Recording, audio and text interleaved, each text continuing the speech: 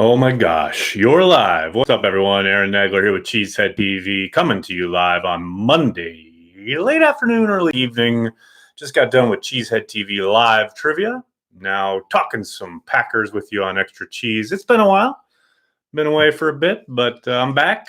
Weekend was whatever constitutes a weekend now in these crazy coronavirus times, but always up to talk some Packers with you guys. Good to see everybody in the comments section. Cash, Dad, what's up? How you doing? Have the car back by midnight. There you go. Pogs, what's up, man? How you doing? The NFL, in all their wisdom, released their 2010s all-decade team. Aaron Rodgers was the notable Packer inclusion.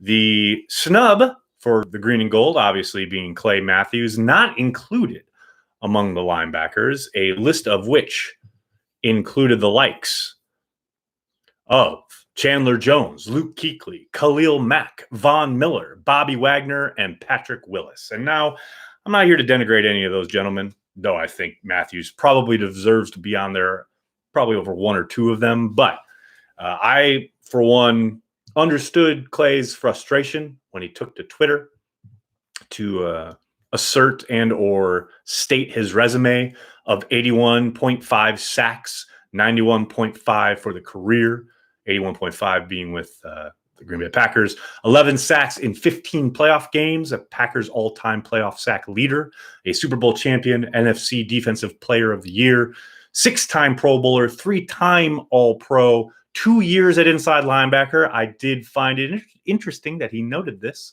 2 times Pro Bowl inside and 1-time All-Pro while playing inside.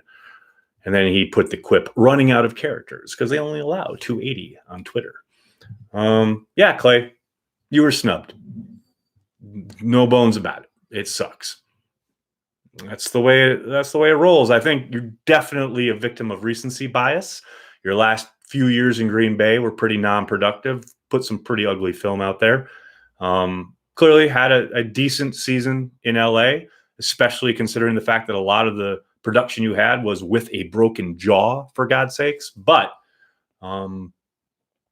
it's much like Favre and his latter-day exploits, throwing lots of interceptions. That's what a lot of people think of in the current climate, where everything that happens is instantly forgotten, unless it's marked down on Twitter in real time.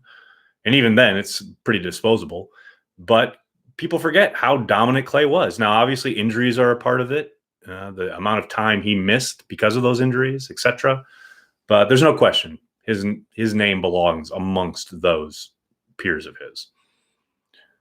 Aaron, thanks for the super chat. They got rings. I don't think I know Von Miller does, but outside of that, let me see. Bobby Wagner does. Khalil Mack does not. Luke Kuechly does not. Chandler Jones does not. Oh, no, Chandler Jones does from his time with the Patriots. So a mixed bag, if you will. Not that, rings are the be-all, end-all. All these awards are just a popularity contest. Yeah, there's some truth to that, Scott. No doubt about it. But did you see Jen Matthews' new dog? No, Duke, I missed out on that one. Thoughts on Bakhtiari being snubbed also? I mean, definitely got a legit gripe. No question about it. As a 3-time in a row All-Pro, you would think his name would be in the conversation. I understand his exclusion a little bit more just because he was later in that decade. But that best case scenario for the Packers in the first round, selecting a good football player who can contribute immediately. How's that? Chandler Jones, really?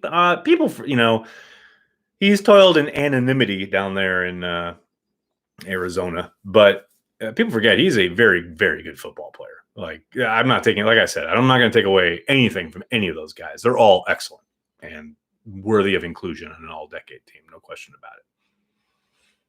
Thoughts on the virtual draft? Do you know the Zoom info so I can join?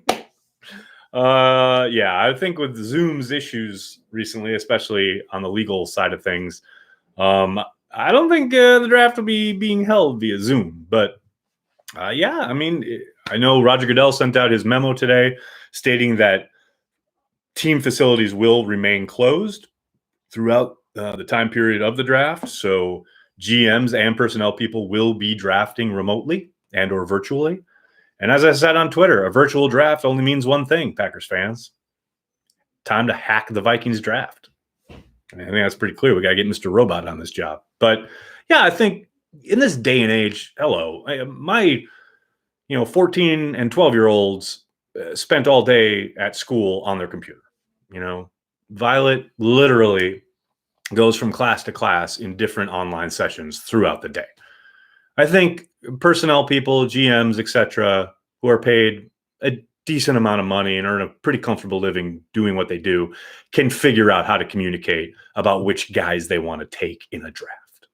I keep coming back to it, but like in a world where 6 million Americans last week filed for unemployment, guys, figure it out. It's going to be all right. That's my attitude. I'm sorry. I know it's cynical and I know it's dismissive, but in our current climate, that's where I'm at. Let's see what else we got. Willis was scary good. Yes, he was. I think you also mentioned Sitton as a snub. I think he's got a better case for being included than Bakhtiari. Do you agree? No. A better case? I mean, yes. Was he an amazing guard? Was he an amazing football player? Should he be on that list, at least considered for it? Yeah, no question about it. But going all pro 3 years in a row is nothing to sniff at. I know he hasn't been the most popular, i.e. he hasn't made the Pro Bowl until he didn't make all pro, which is everything you need to know about what a joke the Pro Bowl is. But Bakhtiari played at an insanely high level prior to this season, when he certainly started out slowly in 2019, but regained his form throughout the latter half of the year. But the prior 3 years when he was an all-pro, he was doing it at an insanely high level. Again, yes, Josh Sitton, amazing player, definitely worthy of consideration, but don't dismiss how well Bakhtiari has played. I do think people, not accusing you specifically of this, but I do think the greater kind of NFL fandom kind of dismisses how good Bakhtiari is. Sometimes because Rodgers does have such a quick release, though maybe not recently. For whatever reason, Bakhtiari kind of gets dismissed for his elite level of play. But yeah, make no mistake, Bakhtiari is certainly in the same stratosphere as Josh Sitton was. Joseph, thanks so much for the super chat. What's the deal with no Clay Matthews and no Bakhtiari? Bakhtiari has 3 All-Pros, as we were just talking about, in the decade. It should be more. Clay should have been top 3 outside linebacker. I led the video with it. You can go back and hear what I said. Thank you so much for the super chat. Like I said, I do think the biggest thing working against Clay is recency bias in his performances, his final years in Green Bay. A lot of disappearing acts, a lot of bad tape, a lack of productivity, especially outside. Yes, he kicked around, he played inside, etc. But those final years in Green Bay were not pretty, especially that final year. And I think that stuck with a lot of people when they were putting that list together. Real DK, thanks so much for the super chat, and thanks for hanging out with us on trivia. That was a lot of fun to see you there. Thoughts on no clock extension regarding virtual draft? Yeah, come on, really? Is this what people are not? I'm not mad at you, but like, really, are they really going to complain that they don't have enough time? Are you serious right now? If anything, they should make it shorter. Do your homework. You know where the draft might fall, how it might fall. If something happens, pivot and go. Man, every GM in the NFL is like that horrible dude in your fantasy draft who takes like an hour to make a pick when it's obvious who you should take. I'm sorry. I just have no patience for complaints and or, what about when it comes to a virtual NFL draft. You are all paid handsomely. You all have great careers and jobs. Do your job. Do your job. Pick a player. If anything, this should be a godsend for all of us as Packers fans, as NFL fans watching the draft, because it'll streamline the process. It'll make it a hell of a lot quicker, or it should, without having to throw to Roger Goodell, having to have a bunch of talking heads on stage yapping about whatever, showing graphics that are completely irrelevant to whatever pick's about to get made. if nothing else, this should be a dream draft. No in excess, just, lots of signal, a whole lot less noise. That's what I want. Luis, thanks for the super chat. Jace will be a stud next year. I think so. I think so too. And speaking of Jace, Jace will be on my podcast tomorrow. So if you've got any questions for him, shoot them over to Aaron at cheeseheadtv.com, and maybe your question will get asked. So Jace Sternberger, yes, going to be an absolute beast.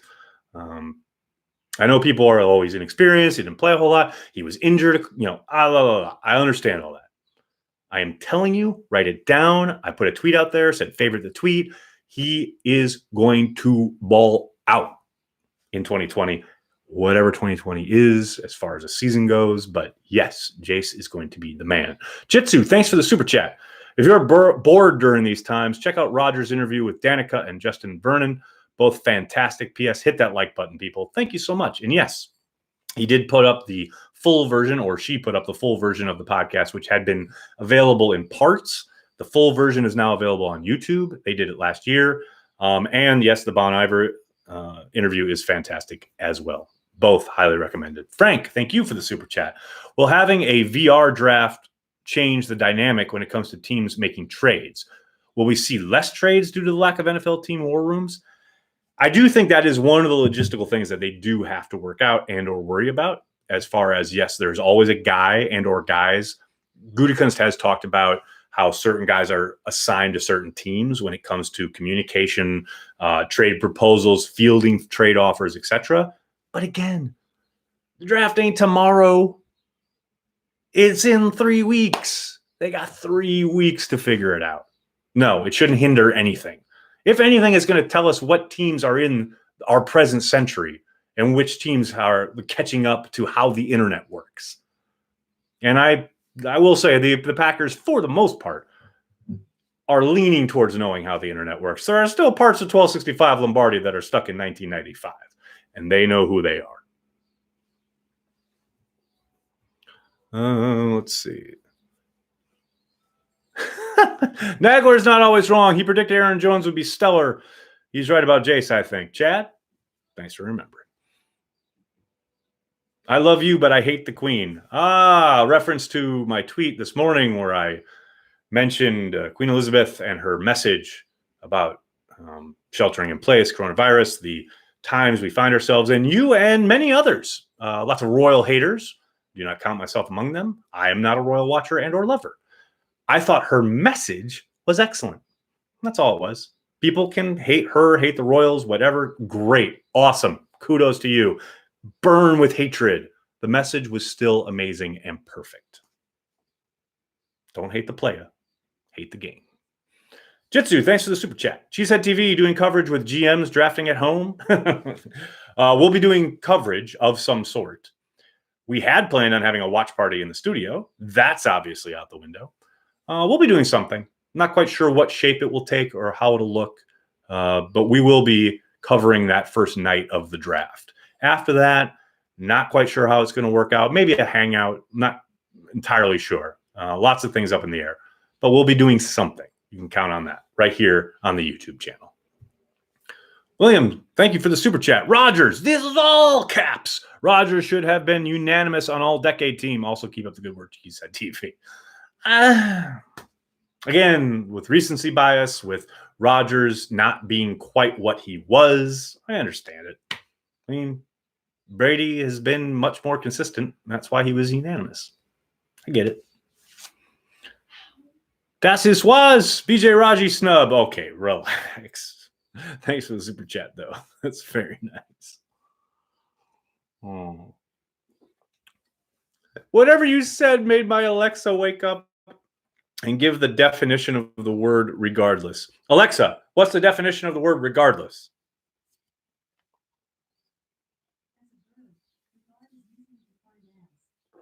You guys can't hear that. Mr. Inglewood paying me not to jump. Thanks, buddy. Salud. Thanks for the super chat. People in charge of drafting should have plans A through Z. You have months to figure out which guys you like. and a plan where you can get those guys. Online shouldn't hinder that. Matt, thank you. Now, look, I don't want to dismiss what they do, the intricacies of the job that they do, especially the medical staff and the lack of, an ability to get these guys in the door as they would normally, the 30 pre-draft visits, especially undrafted guys that weren't invited to the combine. They will suffer. There is zero doubt about that. But, those are things outside of their control. The Packers can't control that. What they can control is what you're talking about. Their preparation, their board, the film they study, the grades they give these guys. It's, this idea that, oh gosh, they're going to be online instead of in a room together. Yeah. Literally all of society is operating like that right now. You guys aren't alone. Welcome to the gig. We're all going the same way. Let's see what else we got. I think I missed a super chat here. Norman, thanks for the super chat. Do you think Claypool is worth it at 30? I don't, maybe 62. I mean, it doesn't matter what I think. It matters what the Packers think, right? If they pick him at 30, that's the value they've assigned to him. Yeah, hopefully. They haven't done a massive reach. Would I take him there? Probably not. But if the Packers do, that's where they have him. And I'll get on board until he proves me that they're wrong. That's about where I'm at. Thanks, Norman. Thanks for the super chat. Oh, Norman, I got you, buddy. Are you content with where the Green Bay is at tight end? Would you want to see them add a piece through the draft? I'd be fine rolling into 2020 with Jace, Big Dog, and Tanya. More than fine. Would I be surprised if they selected a tight end in the draft? Not at all, especially on day 3. But my hunch, my suspicion is that they will roll in with the 3 guys that I just mentioned. But if there's a talent there that they find value in the draft, somebody who they have highly rated that drops for whatever reason, wouldn't surprise me to see him take him. Brian Price, thanks for the super chat. Thoughts on Tanyan's role in 2020? Well, if it is just the 3 of them, I think it will be pretty similar to what we saw in 2019 with Jace filling the role that Graham had. I do think you'll see a bit more of a split between Tanyan and Jace than you saw between Tanyan and Graham. But I think Sternberger will be given every opportunity to take that lead role. That said, I do think Tanyan was having a pretty decent year until he got hurt in that Dallas game. Obviously, he wasn't utilized a whole lot, didn't have a ton of production. Rodgers didn't look at him a lot, but he did run with the ones, so to speak, on those 2 tight end sets a lot in camp. And I think he was a bigger part of their plans prior to his going down, especially once, Devontae Adams got hurt and they needed to spread the ball around.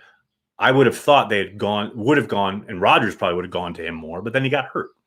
So, I do think they'd be more than comfortable with him, and I do think he could be productive. I don't think he's ever going to be their frontline guy, but I think he'll get a healthy mix, no doubt about it. What is the Mitch to Graham connection going to look like? Oh, pain.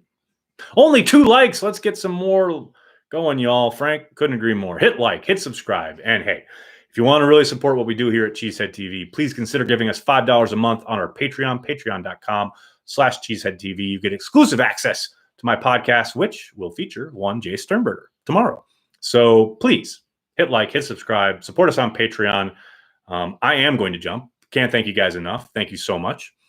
I'll be back tomorrow. If you haven't joined us for Cheesehead TV live trivia yet, please do so. It's a lot of fun. Perry Goldstein, the co-host for Pax What She Said, she joins me every day. We do live trivia, and it's just something to take everybody's minds off things while we're all shut in. Norman, again, thanks so much for the super chat. Check out Pod I Made with Jace Green Bay /_today on IG. Carry the G, baby. Any clue as to whether the Packers throw a virtual draft party? If not, Cheesehead TV. John, I asked the Packers if they were having a draft party before all this happened, and they said no. I can't imagine they're going to throw one together now, but you never know. But yeah, maybe something with Cheesehead TV. Like I said, I don't know what form it's going to take, but we will be doing something that first night. Thanks a lot, everybody. Can't thank you enough. Carry the G. Go Pack Go. Hit like. Hit subscribe. Tell your friends. Tell your family. Cheesehead TV. We're devoted to Green Bay Packers fans worldwide. Have a good night, everybody.